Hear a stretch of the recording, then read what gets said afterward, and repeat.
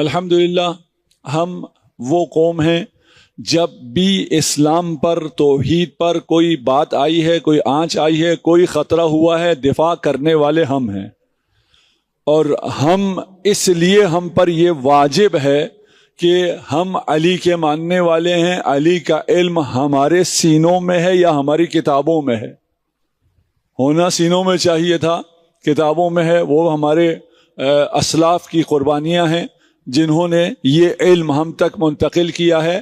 اس علم کے ہم امین ہیں، اس علم کو آگے ہم نے پہنچانا ہے۔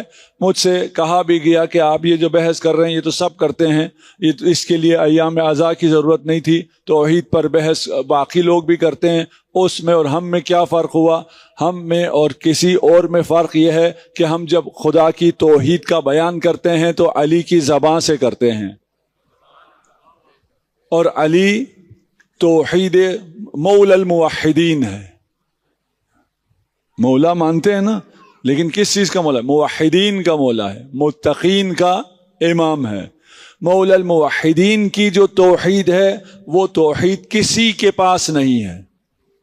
آج جو توحید کو خطرہ ہے، تمام ادیان کو خطرہ ہے، ان کے پاس صرف ایک راستہ ہے، صرف ایک راستہ ہے، علی کے نہج البلاغہ کے سائے میں آ جائیں، اس کے علاوہ کوئی اور راستہ نہیں ہے۔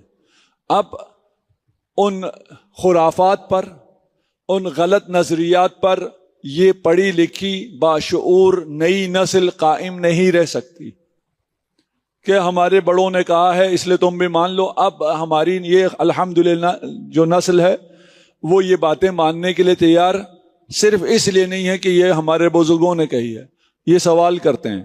ان کا سوال کرنا ہمارے حق میں ہے، اس سوال کا جواب دینا ہم پر فرض ہے، واجب ہے۔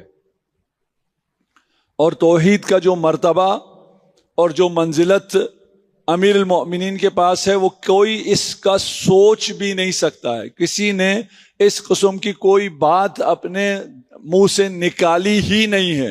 جو امیر المؤمنین کے توحید کے بارے میں خطبے ہیں وہ خطبے ہم اس کے امین ہیں، ہمیں وہ آگے پہنچانا ہے۔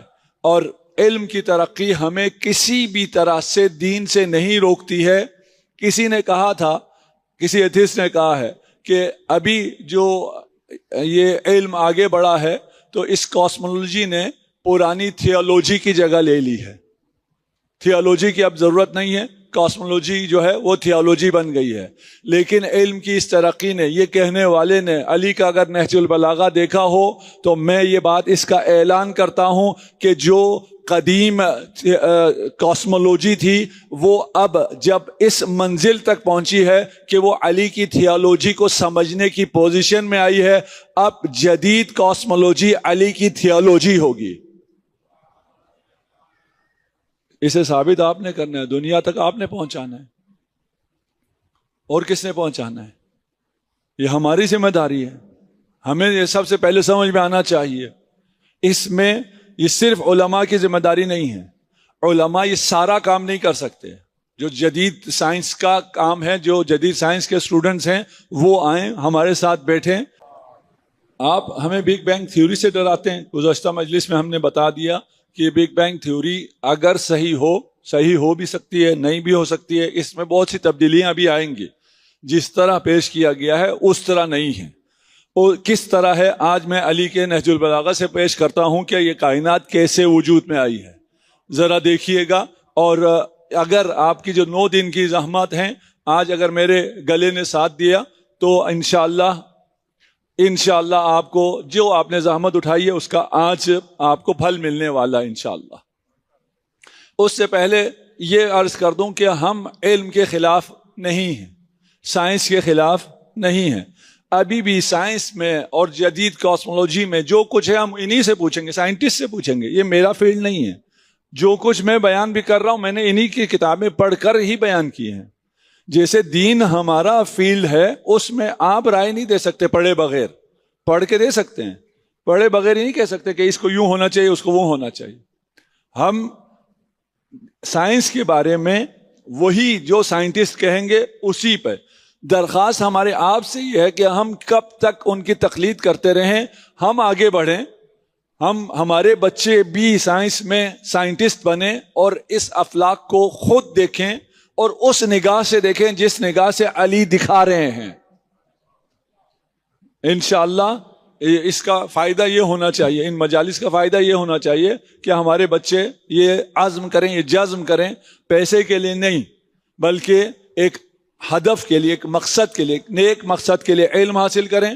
اگر اس نیک مقصد کے لیے آپ علم حاصل کریں گے، پیسے خود آپ کے پیچھے خود ہی چلتے آئیں گے، اتنے آئیں گے جتنی آپ کو ضرورت بھی نہیں ہے. ابن مسعود رسول خدا کے پاس آیا، کہا ارن الحق یا رسول اللہ، مجھے حق دکھائیے، میں نے حق دیکھنا ہے. رسول خدا نے فرمایا تم برداشت نہیں کر سکو گے، نہیں دیکھ سکو گے. کہا نہیں مجھے دکھائیے. ضد کیا، اصرار کیا، کہا فلاں جگہ چلے جاؤ، فلاں کمرہ ہے، اس میں اگر جاؤ گے وہاں تمہیں حق نظر آئے گا. یہ بڑے اشتیاق سے گیا کہ میں جا رہا ہوں، رسول خدا نے مجھے پتہ بتایا ہے، وہاں جانے پہ مجھے حق نظر آئے گا. وہاں جا کے دیکھا تو اسے علی ابن ابی طالب نظر آئے.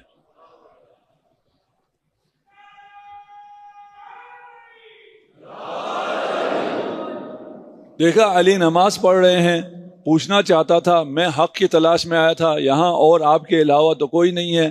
نماز میں، رکوع میں، سجود میں علی دعا کر رہے ہیں، اللہم بحق محمد عبدک اغفر للخاطئین من شیعتی. اے علی، اے اللہ، تجھے واسطہ ہے تیرے عبد محمد کا، میرے شیعوں میں جو خطاکار ہیں ان کی مغفرت فرما. آپ کے لیے دعا ہے نا، یا نہیں ہے؟ اس دعا کا جواب کیا دیں گے؟ کم از کم صلوات تو پڑھیں گے نا.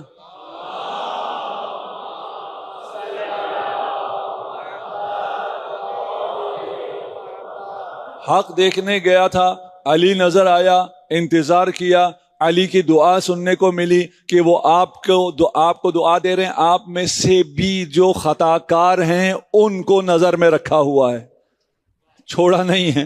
یہ نہیں کہا یہ تو خطا کار ہے، اس کا مجھ سے کیا لینا دینا، اس کا مجھ سے ربط نہیں. آپ کا رسول سے ربط ہے، آپ کا علی سے ربط ہے، آپ کو علی کا رب سے آپ کا ربط ہے.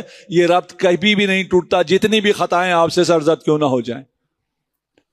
یہ میں نہیں کہہ رہا ہوں کہ خطائیں سرزد ہوں، میں ان جوانوں سے کہہ رہا ہوں جن کو شیطان یوں بہکا دیتا ہے کہ تجھ سے تو بہت خطا ہو گئی، اب تو اس قابل نہیں ہے کہ تو علی کا نام لے. نہیں، تو جیسا بھی ہے، علی سے اگر وابستہ ہے، اگر خطا ہوتی ہے تو تیری مغفرت کے لیے علی اپنے رکوع میں دعا کر رہے ہیں، اللہم بحق عبدک محمد اغفر للخاطئین من شیعتی. وہاں سے واپس آیا کہ رسول خدا سے پوچھے، میں حق دیکھنے گیا تھا، وہاں تو مجھے علی ملے، میں کیا کروں؟ آئے، رسول خدا نے نماز شروع کر دی تھی.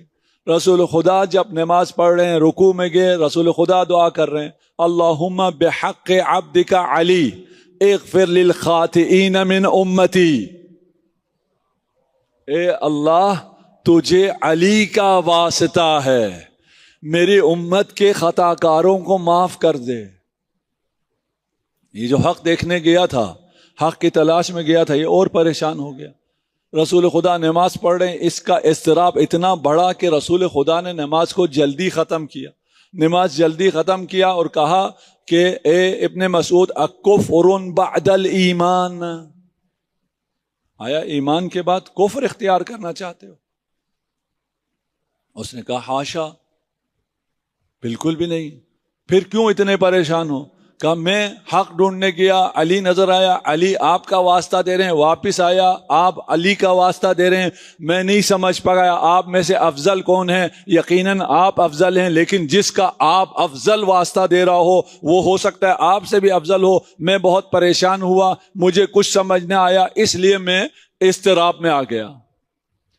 رسول خدا نے ارشاد فرمایا، اعلم ان اللہ خلقنی وعلیا من نور قدرتہ.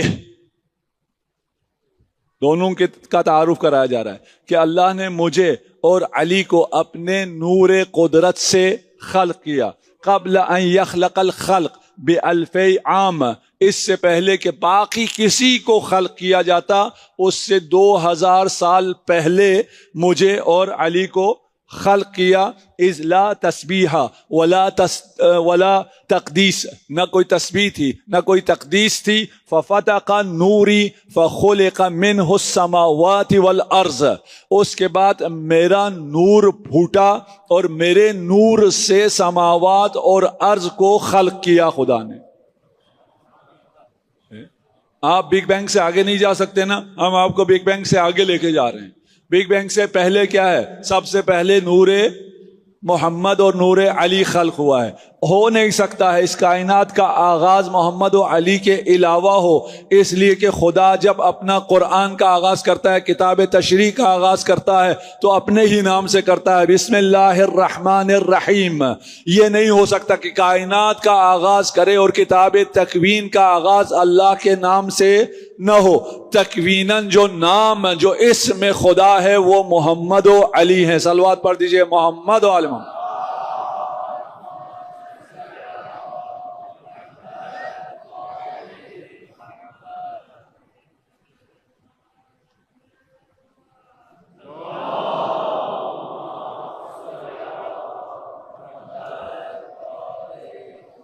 یہ لفظ فتق اب آپ کو سمجھ میں آ گیا ہوگا. ففتقناہما، کہ ہم نے زمین و آسمان رتق تھے ان کو ہم نے فتق کیا، آیت میں بھی ہے.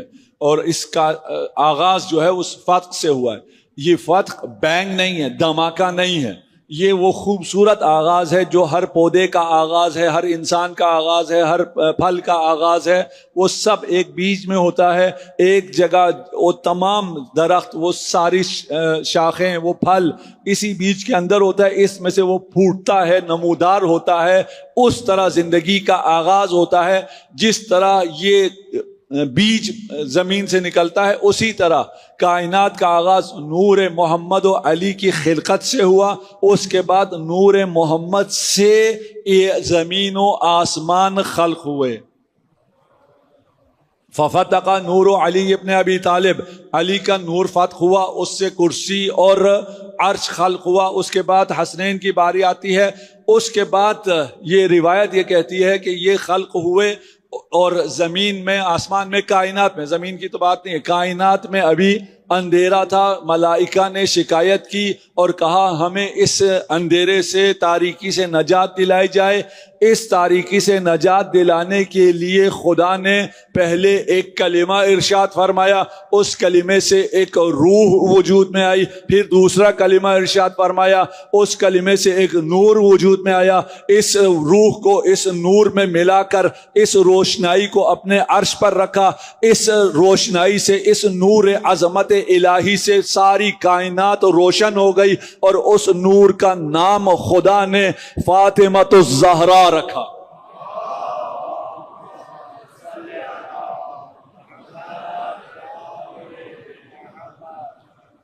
اب جو سائنس کے اسٹوڈنٹ ہیں وہ یہ روایت سامنے رکھیں، سائنس پڑھتے چلے جائیں، آپ کو پتہ چل جائے گا. کسی کو انہوں نے بگ بینگ کہا، کسی کو انہوں نے ڈارک ایج کہا، اس کے بعد انہوں نے کچھ چیزیں لائیں، جس کے بعد انہوں نے کہا کہ یہ روشنی کائنات میں پھیلنا شروع ہوئی.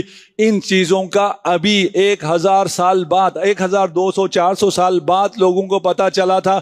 اس ترتیب سے روایت میں جب موجود ہے، اور جو صبح ازل کی یہ تصویر ہمیں دکھا رہا ہے، اسی کو شام ابد کی بھی خبر ہے.